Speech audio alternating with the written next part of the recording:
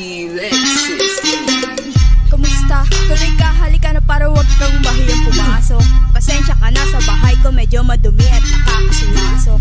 Bala ko sana maglinis kaso dumating ka hindi na umabot.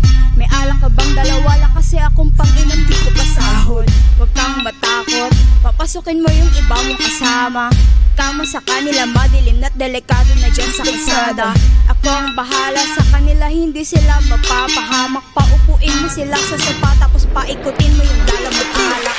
Isarado mo ang pinto, may gagawin ako. Huwag kayong aalis sa kwarto, may kukunin lang ako. Kailangan pagbalik ko ay nandiyan dyan pa rin kayo. Kasi hindi lang kayo ang tao, mamaya may bisita rin ako. Taas ang kamay at walang kikilos ng masama. Kung ayaw nyo, isa sa inyo ang tumumba at isa sa inyo ang dumapa. Lahat ng ito ay plinano ko una pa lang, hindi nyo ba nahahalata? Humanda na kayong mamatay sa kamay ko ngayon ay wala na kayong kawala. Andito na kami, asa na sila, lumalalim na ang gabi. Handa mo ng lahat, walang ititira kasi pag ako ang bumira, walang matitira tabi.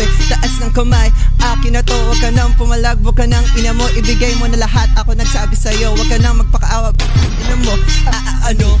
Isa ka pa, sige gumalaw ka ng kakaiba. Hindi na ako magbabago ng isip kasi mamaya susunod na kita. Susunugin ka ng nagbabagang apoy hanggang sa mga moy ang iyong katawan. Sa dugoy lalangoy at kawawa ka boy, namatay ka ng walang nakakaalam. Ikaw ang bahala, wala nang konsensya kahit pa na magmakaawa.